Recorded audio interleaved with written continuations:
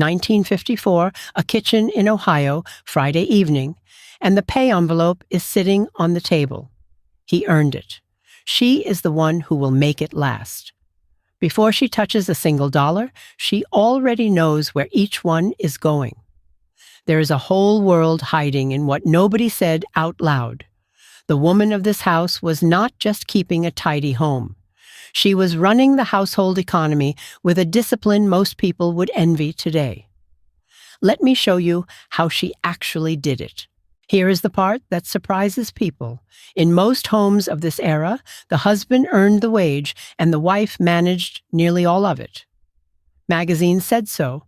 Home economics classes taught it. The kitchen table was the family bank. And yet, there was a hard limit around her. Before 1974, a married woman often could not get a loan or a card in her own name.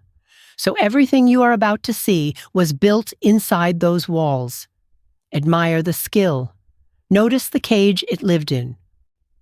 Number 1, the envelopes. She kept a small stack, each one labeled in pencil. Rent, groceries, coal or oil, church, savings. When the paycheck came in, she divided the cash and tucked it away. Here is the rule that made it work. When an envelope was empty, the spending stopped. No borrowing from next week, no quiet overspending. The money you could see was the only money there was. They never wrote a book about it, but every woman on the street knew the method by heart. Number 2, the Christmas Club.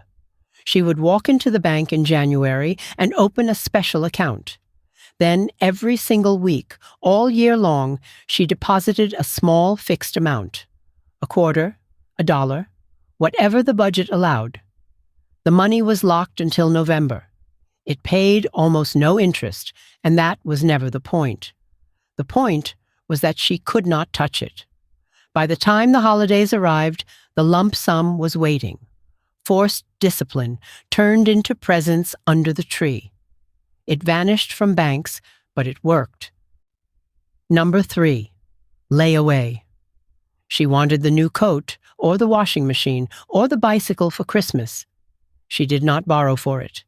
Instead, she walked into the store, put a little money down, and the shop set the item aside with her name on it. Week after week, she paid it off in small amounts. No interest, no debt. But here was the trade. She did not carry it home until the very last payment was made.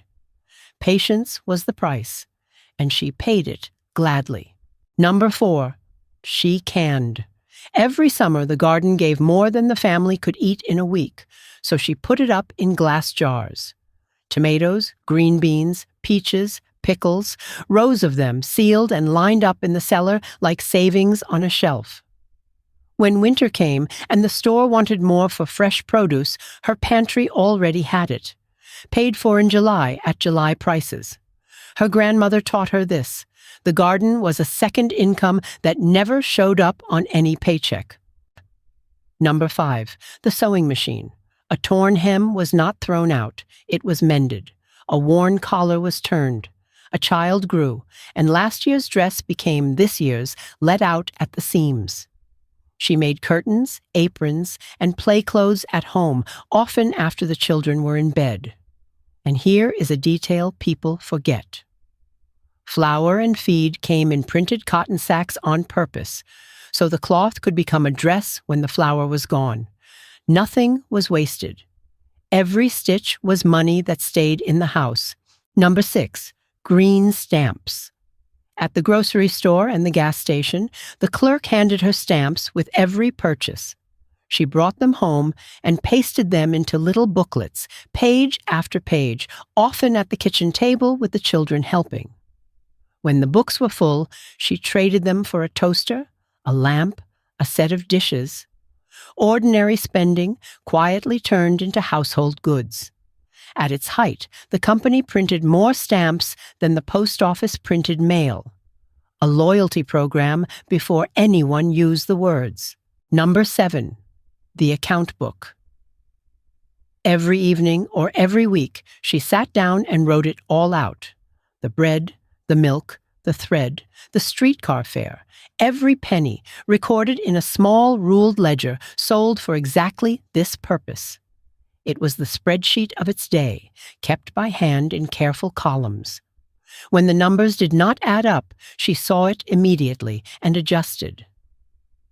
Nothing hid from that book. Your grandmother knew something they stopped teaching, and it lived in those quiet pages. Number 8, pin money. Somewhere in that house was a jar, maybe a coffee tin on a high shelf, maybe a sock in a drawer. Into it went the small change she managed to set aside.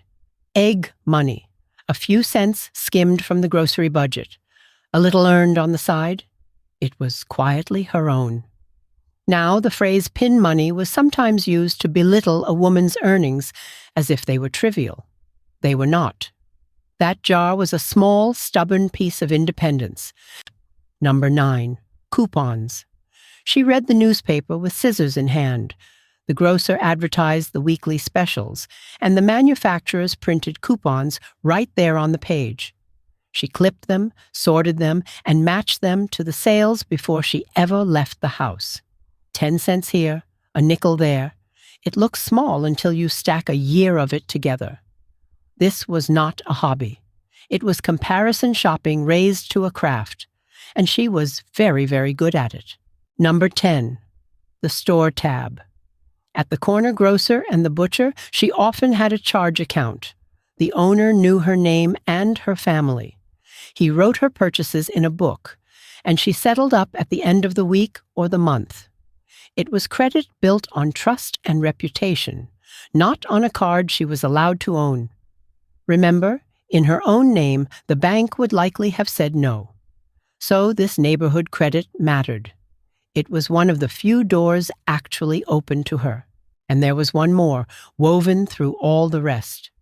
She traded with the neighbors. She watched the Miller children on Tuesday, and Mrs. Miller hemmed her curtains in return. A bushel of her tomatoes went next door, and a ladder came back over the fence. No money changed hands at all. It was a quiet economy running underneath the cash economy, built entirely on knowing the people around you. It never showed up in any ledger, and it stretched every dollar further than the dollar could go alone. Before we step back, let me name the figures she was working with, because they make the discipline real. Through much of the decade, a loaf of bread ran around 15 cents, and a family lived on roughly $3,000 to $5,000 a year. A new car was $1,500 or so early on. Picture stretching that across rent, food, clothes, coal, doctors, and Christmas, all from one envelope of cash on a Friday. Now, the ledger and the jar and the layaway counter stop looking quaint. They look like survival, planned to the penny. Step back and look at all 10 together and notice what they share. Every one of them turned a limit into a skill. She could not always borrow, so she planned.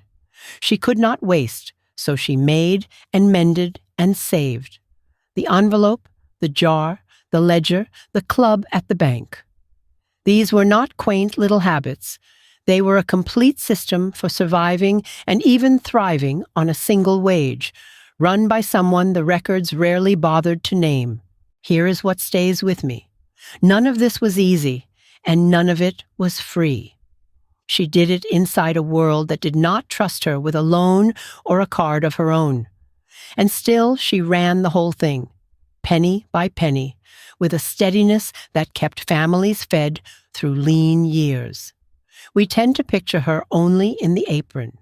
We should also picture her at the table on Friday night, dividing the cash, holding the entire household together with nothing but discipline. So the next time you hear someone call the cash envelope method a new trend, you can smile a little.